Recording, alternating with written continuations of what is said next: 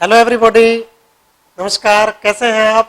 मैं प्रेम सिंह हमारे study channel पर आपका स्वागत करता हूं।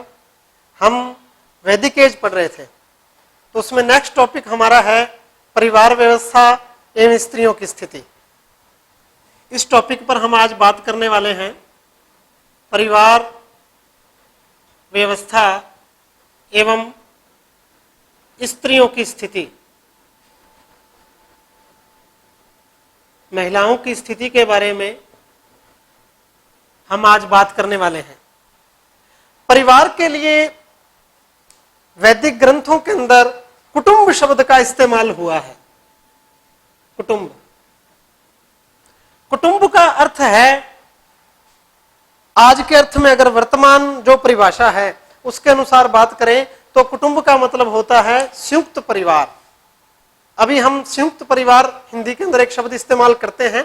संयुक्त परिवार का जो अर्थ है वही अर्थ कुटुंब का होता है, अर्थात जहां पर कम से कम 3 पीढ़ियां एक साथ रहती हैं, एक दंपत्ति, उनके बच्चे और उनके माता पिता उनके साथ रहते हैं, तो उसको हम संयुक्त परिवार या कुटुंब कह सकते हैं। तो कुटुंब शब्द वसुदेव कुटुंबकम वाली जो अवधारणा हमें मिलती है वहां भी मिलता है। तो संयुक्त परिवार के लिए कुटुंब शब्द का इस्तेमाल वैदिक ग्रंथों में किया गया है। तो इस समय वैदिक काल की जिसकी हम बात कर रहे हैं, संयुक्त परिवार प्रथा प्रचलित थी। कुटुंब अर्थात संयुक्त परिवार, एकल परिवार वाली जो व्यवस्था है वो प्रचलित नहीं थी, संयुक्त परिवार प्रथा प्रचलित थी। परिवार जो एक संस्था है, इसका जो प्राचीनतम अस्तित्व हम भारतीय उपमहाद्वीप में देखते हैं वो हमें सिंधु घाटी सभ्यता में देखने को मिलता है। सिंधु घाटी सभ्यता को जब हम पढ़ते हैं, उसके दर्शन करते हैं, तो उनका जो नगरीय सिस्टम है उससे बिल्कुल हमें स्पष्ट पता चलता है कि परिवारों का अस्तित्व था, लोग परिवारों में रहते थे और एकल परिवार और संयुक्त परिवार दोनों का ही अस्तित्व था। वहां जो भवन हमें मिले हैं तो उनसे बिल्कुल ये बात स्पष्ट होती है भी एकल परिवारों का भी चलन था, क्योंकि नगरीय सभ्यता थी, बहुत विकसित थी, तो एकल परिवार भी थे और संयुक्त परिवार प्रथा अधिकांशतः प्रचलित थी। साथ ही जो हमें पता चलता है वे मात्र सत्तात्मक परिवार थे। तो परिवार जो संस्था है भारत के अंदर प्राचीन काल से चली आ रही है। दूसरा, परिवार का आधार होता है विवाह। किसी भी परिवार का आधार है एक स्त्री और एक पुरुष के मध्य विवाह, और विवाह के बाद, विवाह के फलस्वरूप वो गृहस्थ जीवन में प्रवेश करते हैं, तो आने वाले समय में जो उनके बच्चे होते हैं तो मिलके फिर एक परिवार बनता है। एक पति पत्नी और उनके बच्चों से जो परिवार बनता है उसको हम एकल परिवार कह देते हैं, लेकिन अगर वही परिवार आगे आने वाले समय में भी इकट्ठा रहता है तो आने वाले समय में वो एकल परिवार संयुक्त परिवार में तब्दील हो जाएगा। तो परिवार का जो आधार है वो विवाह है, और हमारे यहाँ भारतीय संस्कृति और धर्म के दर्शन के अनुसार जो विवाह है वो एक संस्कार है, न कि समझौता है। जैसा कई जगह उसको एक समझौता माना गया है, लेकिन हमारे विवाह को एक संस्कार माना गया है, उसे 7 जन्मों का बंधन माना गया है। हमारी जो संस्कृति है वो हमें बताती है भी जो विवाह है, जो रिश्ता तय होता है वो पहले से तय था और वो 7 जन्मों का बंधन है। तो हमारे विवाह एक पवित्र संस्कार माना जाता है, और यही वजह है भी वर्तमान समय में भी अगर हम बात करें तो सबसे ज्यादा जो शादियां हैं सक्सेस होती हैं वो भारत के अंदर होती हैं। ज्यादा रिश्ते नहीं टूटते हैं हमारे समाज के अंदर, उसकी वजह यही है इसको एक पवित्र संस्कार मानना। अगर विवाह के प्रकारों की बात करें तो वैदिक ग्रंथों में हमें 8 प्रकार के विवाह का पता चलता है। कितने प्रकार? 8। कुल 8 प्रकार के विवाह हम पढ़ते हैं। अगर एक एक करके बात करें, सबसे पहले ब्रह्म विवाह, दूसरे नंबर पर देव विवाह, तीसरा आश्र विवाह,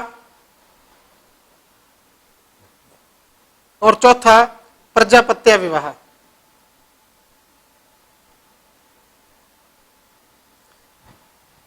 पांचवा आ जाता है गंधर्व विवाह।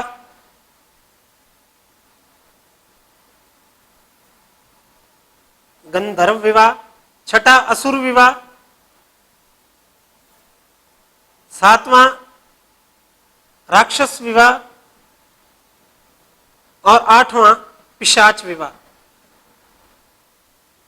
ये 8 प्रकार हैं। इनमें से जो प्रथम 4 हैं, ब्रह्म विवाह, देव विवाह, आश्र विवाह और प्रजापत्य विवाह, इन चारों को भारतीय समाज के अंदर मान्यता मिली और इन चारों को भारतीय समाज के अंदर मान्यता नहीं मिली। कहने का मतलब इन चारों विवाहों को सर्वोच्च माना गया, नैतिक माना गया, समाज की मान्यता इसे प्राप्त हुई, लेकिन इन विवाहों को कभी भी समाज की मान्यता प्राप्त नहीं हुई। वर्तमान समय में भी इन विवाहों को जो है समाज की मान्यता प्राप्त नहीं है। थोड़ा संक्षेप में हम बात कर ले इनके बारे में, तो ब्रह्म विवाह और प्रजापत्य विवाह ये दोनों लगभग सेम हैं। जैसा वर्तमान समय में चलता है, कन्या का पिता अपनी कन्या के लिए योग्य वर की तलाश करके योग्य वेदवान व शील जो है युवक की तलाश करता है अपनी बेटी के लिए और उसके साथ अपना विवाह कर देता है। इसी को हम ब्रह्म विवाह कहते हैं। मिलता जुलता प्रजापत्य विवाह है, भी योग्य वेदवान और शील जो है पति की तलाश करके अपनी पुत्री के लिए और उसके साथ गहनों से सुसज्जित कन्या का उसके साथ विवाह कर दिया जाता है खुद कन्या के पिता के द्वारा, और साथ में उसको उपहार आदि भी दिए जाते हैं। लड़की को अच्छे से तैयार करके गहने आदि भेंट करके उसका जैसा वर्तमान समय में हम देखते हैं विवाह किया जाता है।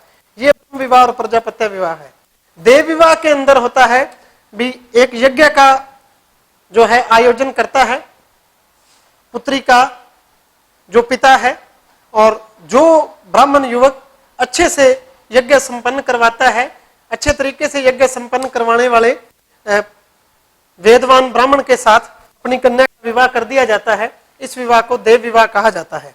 आश्र विवाह के अंदर जो कन्या का पिता है वो वर्ष से एक जोड़ी बैल या गाय उपहार में लेता है और बदले में अपनी कन्या उसे दे देता है, उसके साथ उसका विवाह कर देता है। तो ये 4 प्रकार के विवाह हैं जिनको भारतीय समाज के अंदर मान्यता मिली है। नेक्स्ट 4 में 5वें नंबर पर हमने रखा है गंधर्व विवाह। गंधर्व विवाह मतलब प्रेम विवाह, लव मैरिज। आजकल भी थोड़ा बहुत चलन में है, ये प्राचीन काल से है। तो गंधर्व विवाह को भी कुछ विद्वान हैं जो इन 2 विवाहों को भी मान्यता देते हैं। अधिकांशतः जो है हमारे समाज के अंदर इन चारों को ही मान्यता दी गई है, लेकिन कुछ विद्वानों ने गंधर्व विवाह को भी मान्यता दी है और कुछ विद्वानों ने असुर विवाह को भी मान्यता दी गई है। लेकिन ये 7 और 8 नंबर पर जो राक्षस और पिशाच विवाह है, इनको किसी भी विद्वान ने किसी भी सूरत में मान्यता नहीं दी है। विशेष परिस्थितियों में इन 2 विवाहों को मान्यता है। गंधर्व विवाह अर्थात प्रेम विवाह, लव मैरिज है, और छठा असुर विवाह, इसको क्षात्र धर्म भी कह देते हैं। असुर विवाह को क्या कह देते हैं? क्षात्र धर्म। क्षात्र धर्म का मतलब है जो क्षत्रियों का धर्म है। इसके अनुसार जो क्षत्रिय हैं उनका ये धर्म है भी जिस कन्या से वो विवाह करवाना चाहते हैं तो बलपूर्वक उसका अपहरण करके और उसको अपने घर ले आए और विधि पूर्वक उससे विवाह कर लें। जैसा हम महाभारत आपने देखा होगा, तो भगवान श्री कृष्ण माता रुक्मिणी का अपहरण करके और उसको ले आते हैं और फिर उनके साथ उनका विवाह होता है। तो उसको जो है असुर विवाह कहा गया है। तो असुर विवाह को क्षात्र धर्म कहा गया है। क्षत्रियों में इसको बहुत ज्यादा मान्यता थी क्षत्रिय वर्ण के अंदर, और बहुत ज्यादा सम्मान था इस विवाह का, और तभी इसको क्षात्र धर्म कहा गया है।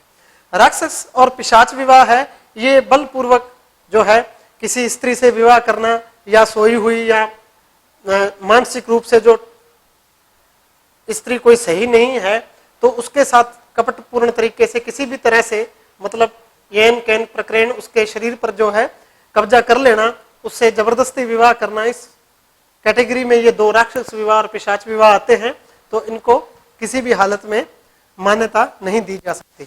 तो ये 8 विवाह के प्रकार हैं अलग अलग। तो ये हमारी सांस्कृतिक समृद्धता है भी, हर चीज का यहाँ पर क्लासिफिकेशन है। विवाह ही मैंने बात की भी परिवार व्यवस्था का आधार है। विवाह और विवाह के फलस्वरूप जो उत्पन्न संतान है, ये मिलकर परिवार का निर्माण करते हैं और परिवार मिलकर फिर समाज का निर्माण करते हैं। दूसरा जो बिंदु हमने इसी के अंदर लिया था वो था वैदिक समाज के अंदर महिलाओं की स्थिति। तो महिलाओं की जो स्थिति है वैदिक काल में बहुत अच्छी थी। हालांकि अगर हम बात करें अति प्राचीन काल की सिंधु घाटी सभ्यता की, तो वहां हमें भारी मात्रा में मातृ देवी की मरण मूर्तियां मिली हैं और विद्वानों का यह स्पष्ट मत है भी मातृ देवी की पूजा वहां पे होती थी। इसी वजह से कहा गया है भी सिंधु घाटी सभ्यता का जो समाज था, जो परिवार थे, वो मातृसत्तात्मक परिवार थे। 2 तरह के परिवार होते हैं, एक मातृसत्तात्मक और एक पितृसत्तात्मक। दोनों की हम बात थोड़ी कर लेते हैं यहाँ पे।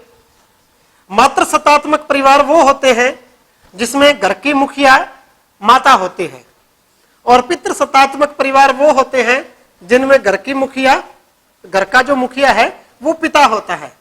खाली इतना ही नहीं है भी घर में चलती किसकी है।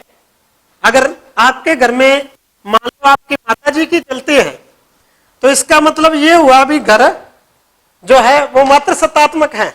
नहीं, ऐसे नहीं है। किसकी चलती है, कौन मुखिया है, केवल यही आधार नहीं है। मातृसत्तात्मक और दूसरा हमने लिया है पितृसत्तात्मक। मातृसत्तात्मक परिवारों के अंदर घर की मुखिया तो महिला है ही। दूसरा, जिस प्रकार हम वर्तमान समय में देखते हैं भी, जब एक पुरुष की शादी होती है, एक युवक की शादी होती है, तो वो उस लड़की को अपने घर ले आता है और फिर वो पूरा जीवन उसी के घर रहती है, उसी का नाम गोत्र धारण करती है, ऐसा हम देखते हैं। लेकिन मातृसत्तात्मक परिवारों में ऐसा नहीं होता है। वहां जो युवक किसी युवती से, किसी लड़की से शादी कर रहा है, तो उसको उस लड़की के घर जाके रहना होता है। लड़की अपने मायके में अपने पिता के घर पे ही रहती है। जो युवक उसके साथ शादी करता है वो आके वहां उसके पास रहता है। नंबर 2, प्रॉपर्टी राइट्स जितने भी हैं, संपत्ति के जो अधिकार हैं, वो पूरे के पूरे उस महिला के पास होते हैं। और घर के अंदर उस महिला के बाद दूसरे नंबर पे पति नहीं आता है। दूसरे नंबर पे उस महिला का जो भाई है, अर्थात उन बच्चों का आगे जो मामाश्री हैं, उनके घर में जो है वो बात पिता से ज्यादा मानी जाती है, ज्यादा मायने रखती है। तो उस परिवार को हम मातृसत्तात्मक परिवार कहते हैं। आज भी हमारे भारत के अंदर कई जनजातियों के अंदर, खोंड आदि जनजातियां हैं पूर्वोत्तर भारत में या दक्षिण भारत केरल में, इस प्रकार की जनजातियां पाई जाती हैं जहां आज भी मातृसत्तात्मक परिवार पाए जाते हैं। दूसरा, पितृसत्तात्मक परिवार। हमारा जो वर्तमान समाज है ये भी पितृसत्तात्मक था। और वैदिक जो समाज था, वैदिक काल के अंदर जो परिवार थे वो भी पितृसत्तात्मक परिवार थे। लेकिन महिलाओं को पर्याप्त सम्मान प्राप्त था। हमने बात कहां से शुरू की है? सिंधु घाटी सभ्यता से। वहां मातृसत्तात्मक परिवार थे, लेकिन वैदिक काल तक आते आते परिवार तो पितृसत्तात्मक हैं, लेकिन एक मां के रूप में, एक बेटी के रूप में, एक पत्नी के रूप में, क्रम से बात करें तो एक लड़की को पहले एक बेटी के रूप में, फिर एक पत्नी के रूप में और फिर एक मां के रूप में, तीनों ही रूपों में उसे पर्याप्त सम्मान प्राप्त था। उसके जो संपत्ति के अधिकार हैं वो उसे दिए गए थे, स्त्री धन पर उसका पूर्ण अधिकार था। तीसरी बात, उन्हें धार्मिक अनुष्ठानों में अपने पति के साथ भाग लेने का पूरा अधिकार था। यहां तक कहा जाता है भी अगर पति के साथ उसकी पत्नी यज्ञ में नहीं है तो वो यज्ञ संपूर्ण नहीं माना जाता था। जैसा हम रामायण देखते हैं, सुनते हैं, तो वहां हम देखते हैं भी जब भगवान श्री राम अयोध्या वापस आ जाते हैं वनवास के बाद, और फिर उसके बाद जो लोकापवाद हुआ वहां अयोध्या के अंदर और उनको माता सीता का त्याग करना पड़ा, और उसके बाद जब उन्होंने अश्वमेध यज्ञ का आयोजन किया तो माता सीता की एक स्वर्ण प्रतिमा बना के उनको अपने साथ बिठाया है और फिर वो यज्ञ उनका संपन्न हुआ है। क्योंकि उस समय जो वहां उनके गुरु थे उनका कहना था भी आप चाहे तो दूसरा विवाह कर ले, क्योंकि पत्नी के बिना आप इस यज्ञ को पूर्ण नहीं कर सकते, तो उन्होंने दूसरा विवाह करने से मना कर दिया है। तो फिर स्वर्ण प्रतिमा बना के माता सीता की वहां पे रखी गई। तो कहने का मतलब है हमारे पास ऐसे अनेक उदाहरण हैं भी ये ऐसा विधान था भी बिना पत्नी के अगर पति पूजा करता है तो वो उसकी मान्य नहीं होगी।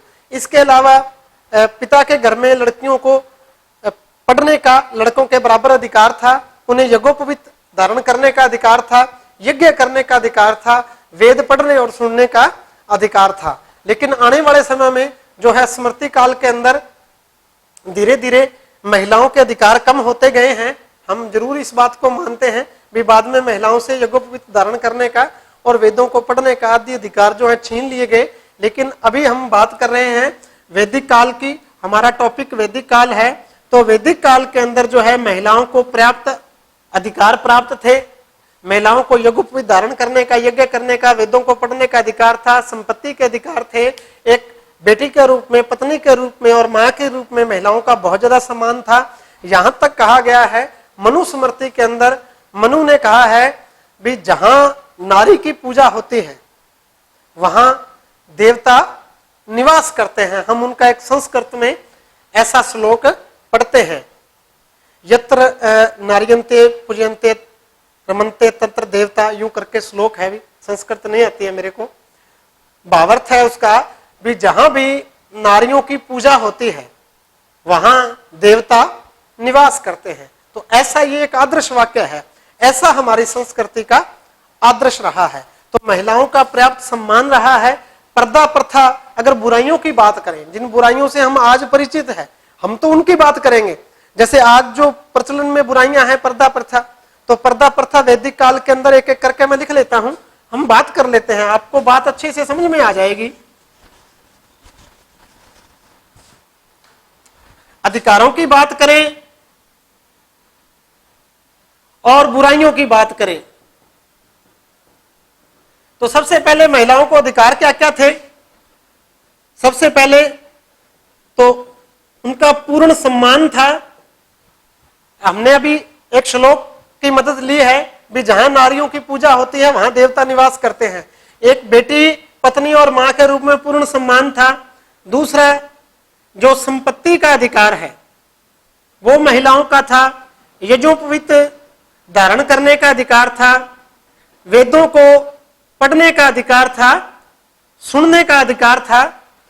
ये सब अधिकार जो है महिलाओं को दिए गए थे। अब बुराइयों की बात करें, पर्दा प्रथा जो आज प्रचलित है, महिलाएं पर्दा करती हैं, उस समय पर्दा प्रथा नहीं थी। दूसरा आज की मुख्य बुराई जो हम बात करते हैं, अभी भी हमारे समाज में मौजूद है, ये बाल विवाह। तो वैदिक काल में बाल विवाह भी नहीं थे। तीसरा जो है सती प्रथा, तो सती प्रथा का प्रचलन भी नहीं था। सती प्रथा का जो हमें प्रथम उदाहरण भारतीय इतिहास के अंदर मिलता है वो भानुगुप्त के ऐरणाभिलेख से हमें मिलता है। गुप्त काल के अंदर, कुमार गुप्त के समय हमें मिलता है। तो काफी आगे जाके हमें ये जो है सती प्रथा का प्रथम उदाहरण मिलता है। अभिलेखीय साक्ष्य मिला है हमें, जो ऐतिहासिक साक्ष्य है, जो साहित्य में हमें मिला है। तो यूनानी जो लेखक हैं उन्होंने पश्चिमोत्तर सीमा प्रांत पर कुछ जातियों की महिलाओं के द्वारा, जो सैनिक जातियां थी, युद्धोपजीवी थी, उनकी महिलाओं के द्वारा सती होने की बात यूनानियों ने की है। वो जो है 3री शताब्दी ईसा पूर्व की 4थी शताब्दी ईसा पूर्व में उन्होंने बात की है। मौर्य काल से पूर्व में भी अस्तित्व में थी और गुप्त काल के हमारे पास साक्ष्य हैं। लेकिन वैदिक काल के अंदर हमें कोई ऐसा साक्ष्य नहीं मिलता है। सती प्रथा जो है वो प्रचलन में नहीं थी। मुख्य रूप से राजपूत युग के अंदर गुप्त काल के बाद 7वीं से 12वीं शताब्दी में सती प्रथा बहुत ज्यादा प्रचलन में आई है। तो पर्दा प्रथा, बाल विवाह, सती प्रथा ये सब प्रचलन में नहीं थी। और बहु विवाह जो है ये भी जनसाधारण के अंदर प्रचलन में नहीं था। बहुपत्नी विवाह भी प्रचलन में नहीं था, बहुपति विवाह भी प्रचलन में